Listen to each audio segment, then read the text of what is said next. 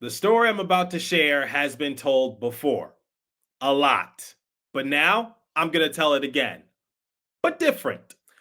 Let's reflect on Ondrej Palat's 2024-2025 season and his future with the Devils. We have a lot to break down in today's episode of Locked On Devils. Buckle up, everybody. You're Locked On Devils, your daily podcast on the New Jersey Devils. Part of the Locked On Podcast Network, your team every day.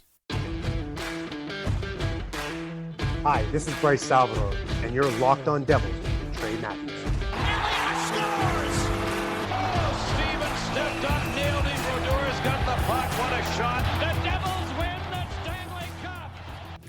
Alrighty now, what is up, New Jersey? Welcome back to the Locked On Devils podcast here at the Locked On Network. I'm your host, Kyle Chalky Pull Play Announcer, Devils Rider Pucks Pitchforks, and also part-time credential media member, Trey Matthews.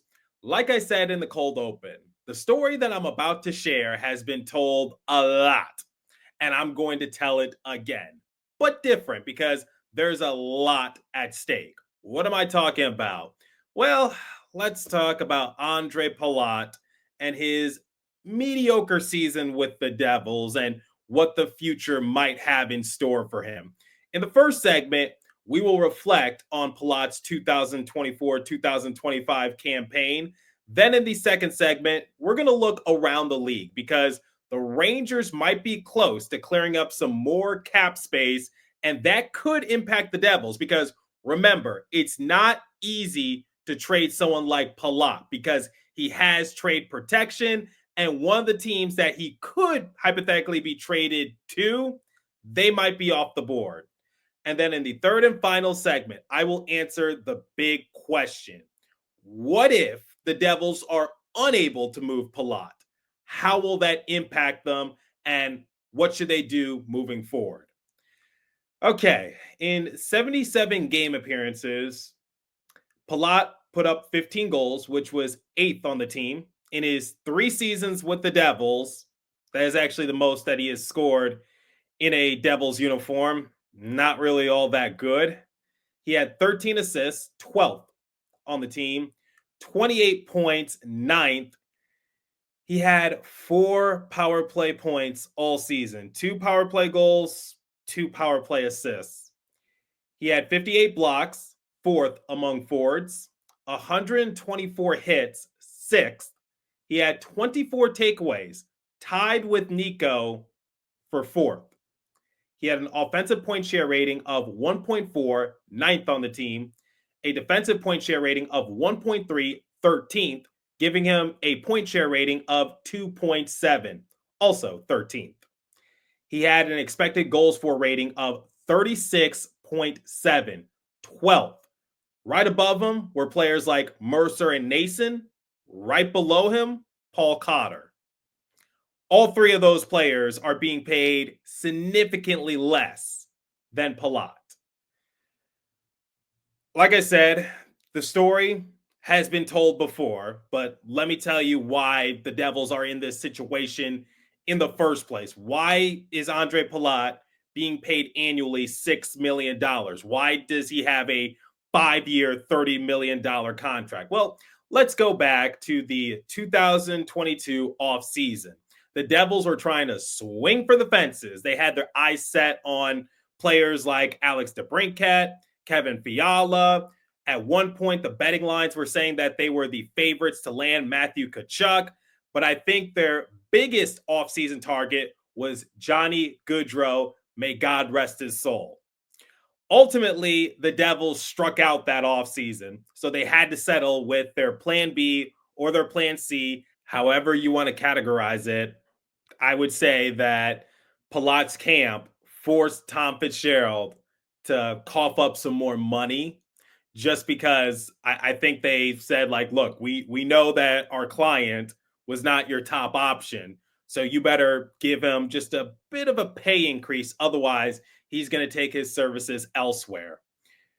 When looking back at those numbers put up by Palat, it was a mediocre season for him. And when asked about it during exit interviews, here's what he had to share. What are some ways you're going to try to improve come next year? What are some of those goals? Me, myself. Yes. obviously game is getting faster, so my skating ability and just keep up and be good in this league. Palat, just coming into the season, you had some personal goals. Assessing, how your season went. How do you feel about it? I mean, obviously point-wise wasn't good. Wasn't good enough. But in the playoffs, I thought I left it all out there, like the whole team, and just we just couldn't win against Carolina. All right. When I asked Palat what does he need to work on this offseason, he pointed to his skating. And he's right. He is a little older, so he's not as fast as Nico Hischier or Jack Hughes or Jesper Bratt.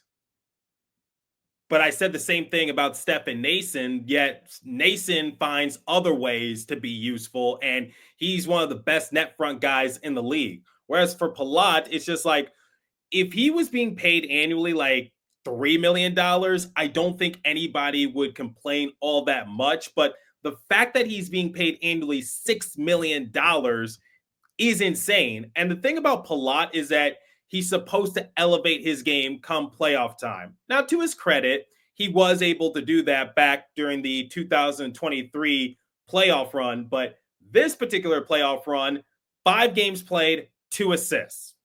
Not really something to write home about.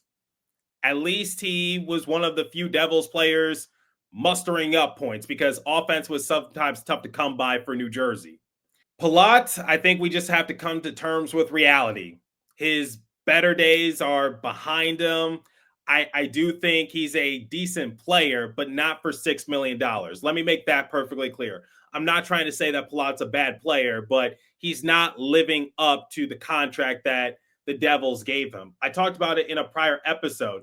The last time that Palat recorded 20 goals in a single season, you would have to go back more than 10 years ago, the 2013-2014 season. Or what happened to the Palat we saw during the 2022 playoffs, where he was essentially a point-per-game player, 23 game appearances, 21 points. I don't want to take anything away from Palat. He's an established champion. He's been around the block before. He was an X-Factor piece on a Lightning team that appeared in 3 straight Stanley Cup final, but it just has not worked out here in New Jersey. His first year with the Devils, he only appeared in 49 games due to injury. Then the very next year, 71 games played. The Devils missed the playoffs that year. Still not really the best of showings from him. He had 31 points in 71 games played. I'll put an asterisk next to the 2022-2023 season just because he was injured and he was dealing with a groin issue. But the last time he put up those types of numbers, you would have to go back to the 2018-2019 season, where he had 34 points in 64 games. So he's kind of regressed in terms of his point production. He even admitted it just wasn't good enough. I think we got to accept the fact Palat is not going to get any better. There's nothing that he's done the past few seasons where you scream 5-year, $30 million contract. Yes, it was worth it to have him. I'm sure he's beloved in the locker room. He provides veteran leadership. I'm glad that he was able to somewhat change the culture for the Devils when he first came aboard, because remember, the Devils brought on veteran players like himself, Erik Haula, Brendan Smith, and I think you saw the Devils just change their look a little bit because now they had more veterans in their locker room to help guide them. But I think the well has just run dry for Palat, and if the Devils want to have a successful offseason, they need to find a way to get him off the books. We'll talk more about that momentarily. But before we continue, let me tell you guys about Wonderful Pistachios. Looking for a snack that's both delicious and nutritious? Crack into a good source of protein with Wonderful Pistachios. Wonderful Pistachios is one of the highest protein nuts. Each 1 ounce serving has 6 grams of protein, giving you over 10% of your daily value. Plus, they're packed with fiber and better for you unsaturated fats to help keep you feeling fuller all day long. Personally, I love the no shells variety. It's perfect grab and go snack for busy days.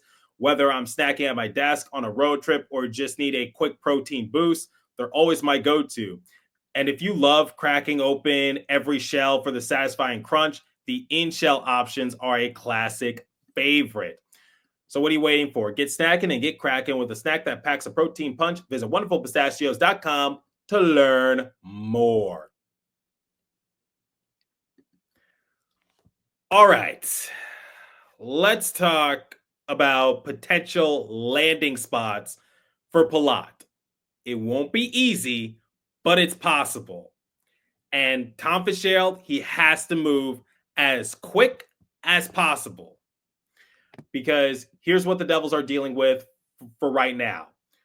Courtesy of Frank Saravelli, he published this on Tuesday. He said, sources say Rangers and Ducks are in advanced discussions on a deal that would send Chris Kreider to Orange County. No semantics. There is no deal at this moment in time, but there is interest and a framework. Both teams had other irons in the fire today as well. We'll see on Wednesday.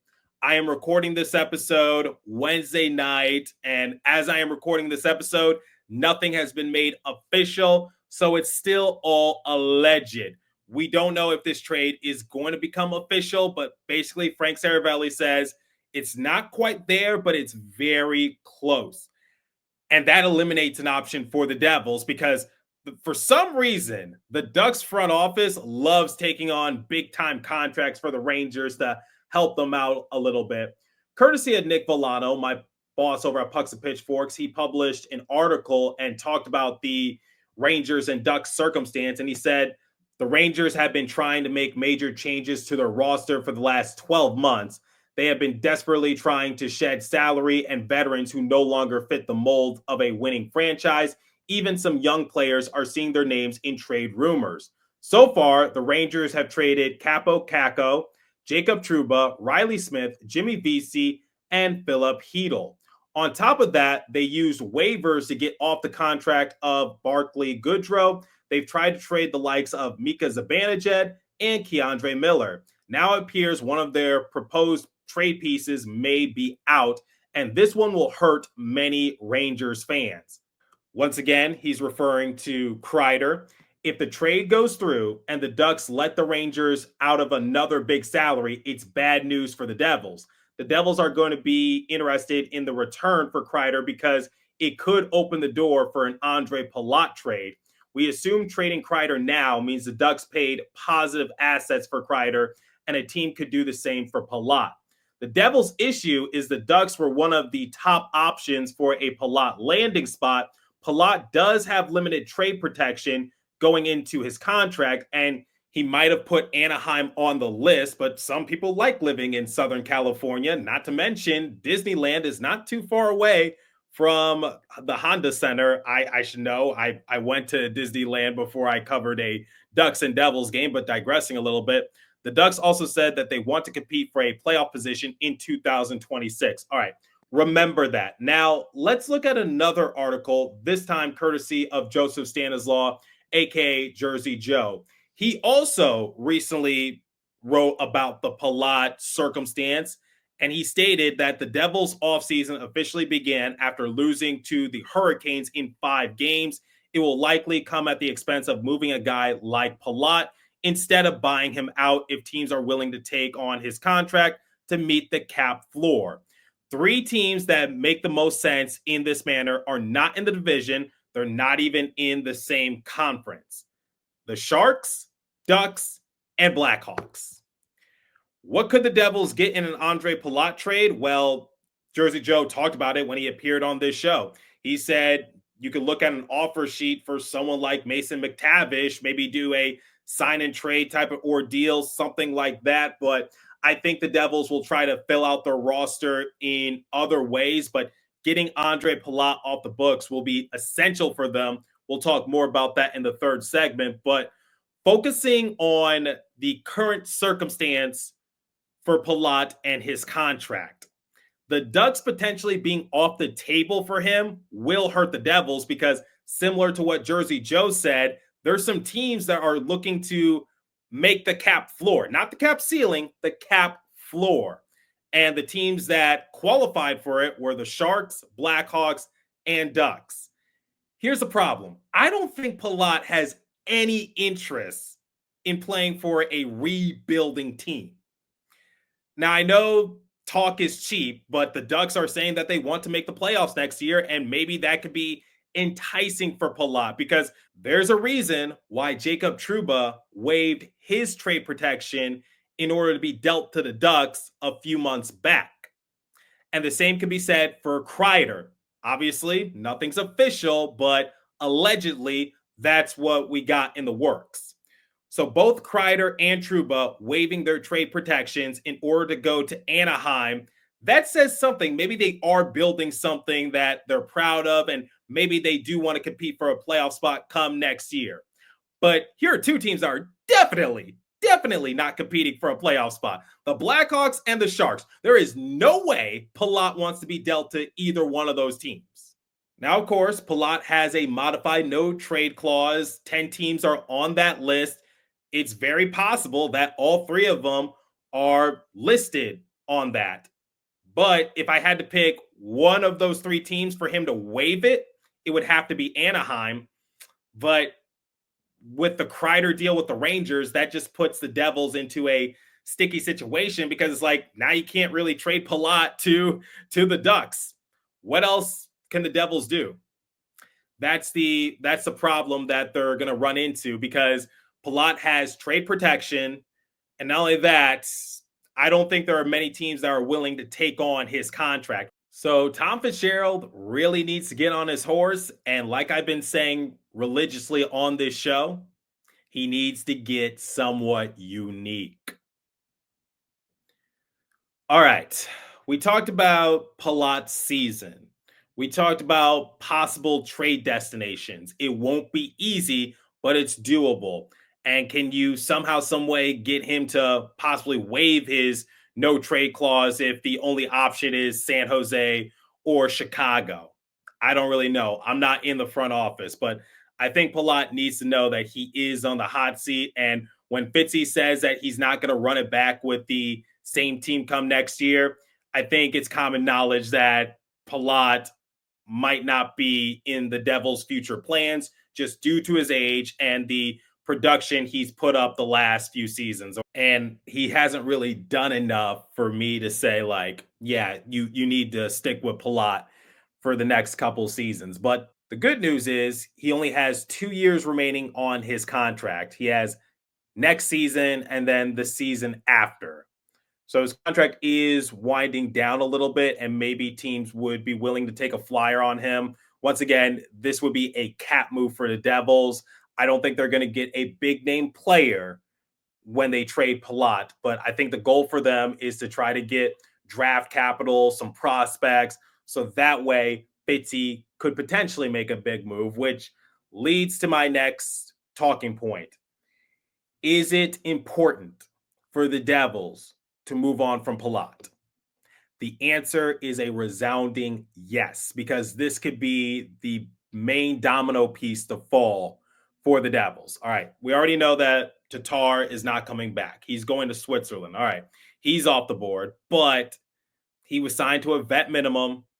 And at the end of the day, Tatar and his production, at least from this past season, it's replaceable. Whereas for Palat, he has a big contract, and the Devils only have $12 million in cap space available. And Luke Hughes needs a new contract. And how that contract will look, we're just going to have to wait and see. If the Devils want to have a successful offseason, they need to get one of their big contracts off the board. Ondrej Palat, Dougie Hamilton, those are some players that come to mind who have big contracts and could help free up some cap space. I think Dougie is safe for the time being. Moving him might be a little difficult. I don't mean to get dramatic here, but this is going to be a big offseason test for Tom Fitzgerald. I have defended him on this show, but the Devils need to start improving. The results just haven't been there the last couple of seasons.